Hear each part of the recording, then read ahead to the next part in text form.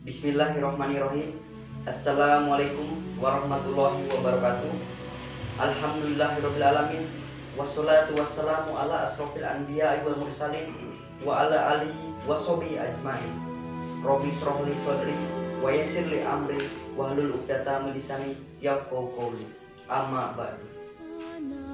Yang pertama-tama, malah kita panjatkan puja dan puji syukur kepada Allah Subhanahu wa taala yang telah melimpahkan rahmat serta hidayahnya kepada kita semua. Sholawat serta salam senantiasa kita curahkan kepada Habibana wa Nabiyana Muhammad Sallallahu Alaihi Wasallam yang senantiasa kita nantikan syafaatnya di hari akhir nanti. Dewan juri yang saya hormati serta pemirsa yang sedang berbahagia. Pada hari ini kita sebagai bangsa Indonesia memperingati Hari Kemerdekaan Bangsa Indonesia yang ke-76. Hari di mana seluruh bangsa Indonesia bercermin untuk memandang dan mengapresiasi perjalanan panjang para tokoh pejuang bangsa yang telah mengantarkan kita kepada kemerdekaan ini. Setiap tanggal 17 Agustus, seluruh masyarakat di Indonesia berpesta untuk memeriahkan dan mengisi kemerdekaan bangsa ini. Setiap tanggal 17 Agustus pula, bangsa Indonesia mengapresiasi jasa-jasa para pahlawan yang telah dapat meraih kemerdekaan ini. Ucapan bangga, syukur, serta bahagia atas kedamaian dan kesejahteraan bangsa ini.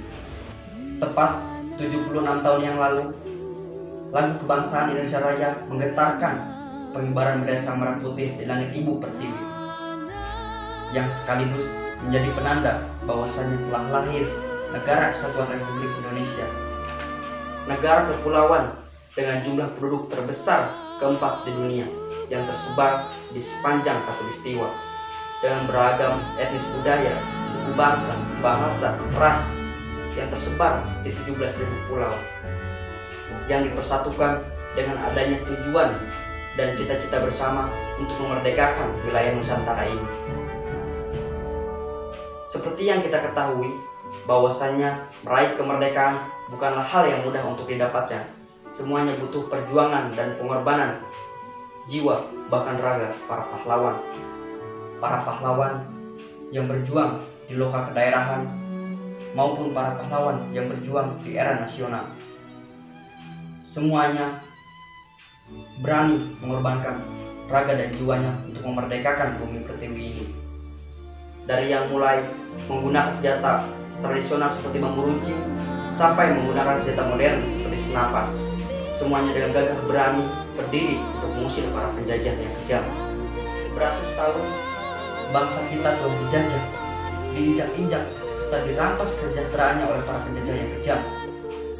Beribu nyawa serta beribu liter darah telah dikorbankan atas kebiadaban para penjajah ini. Namun, bak ulat bulu yang tak selamanya menjadi ulat. Akhirnya, para pejuang bangsa Indonesia berhasil meraih kemerdekaan. Jalan kebangsaan timur menjadi saksi bisu, dikumandangkannya dengan tegas proklamasi untuk pertama kalinya. Akhirnya, para pahlawan bangsa Indonesia berhasil dengan bangganya mengibarkan bendera sang merah putih dengan diiringi lagu kebangsaan Indonesia Raya. Setelah mendengar perjuangan dan kegigihan para pahlawan pendahulu kita yang telah rela berkorban nyawa untuk memerdekakan bumi pertiwi ini, sudah sebaiknya dan selayaknya kita sebagai generasi bangsa Indonesia untuk mengisi dan mempertahankan kemerdekaan ini, mengisi kemerdekaan ini dengan hal yang positif atas semangat dan rasa nasionalisme yang besar. Jika sudah ada semangat dan rasa nasionalisme yang besar, dapat kita wujudkan dalam berbagai hal. Namun, hal yang paling utama dan kewajiban kita sebagai seorang pelajar adalah belajar, dan belajar, agar kita dapat ikut andil dalam memerdekakan bangsa ini, dan kita juga ikut andil dalam menyongsong dan memajukan bangsa ini agar setara dengan bangsa-bangsa maju seperti yang lainnya. Hadirin yang berbahagia, apakah proklamasi merupakan akhir dari perjuangan bangsa ini? Tentu saja tidak. Perjuangan akan terus berlangsung dan terus terjadi sampai sekarang dan sampai nanti. Contoh saja, meskipun proklamasi sudah dikumandangkan dengan tegas, pada 17 Agustus 1945, namun masih banyak pertempuran dan pemberontakan yang terjadi di Indonesia. Contohnya saja, pertempuran Ambarawa, pertempuran hutan di Bali, pertempuran di Semarang, dan pertempuran yang memperebutkan Irian Barat. Hal ini sebagai bukti bahwasannya proklamasi bukan akhir dari perjuangan bangsa ini. Namun, perjuangan ini akan terus berlanjut ke generasi berikutnya dan sampai akhir nanti. Hadirin yang berbahagia, Presiden Soekarno juga pernah berkata, "Perjuanganku jauh lebih mudah karena hanya mengusir para penjajah. Namun, perjuangan kalian jauh lebih sulit karena melawan bangsa sendiri." Hal ini terbukti sudah banyak bibit-bibit perpecahan yang ada di Indonesia. Contohnya saja, Gerakan Aceh Merdeka di Aceh, Republik Maluku Selatan di Maluku, serta kelompok kriminal bersenjata yang ada di Papua.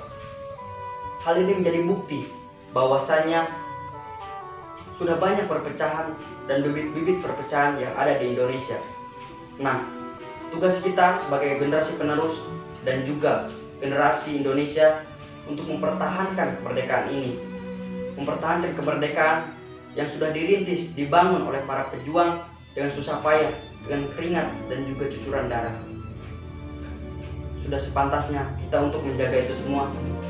Hadirin yang berbahagia, sebelum saya akhiri pidato saya di siang hari ini, mari kita sejenak menundukkan kepala seraya berdoa kepada Allah Subhanahu wa taala, mendoakan para pahlawan semoga amal ibadah yang diterima di sisi Allah Subhanahu wa taala. Berdoa mulai.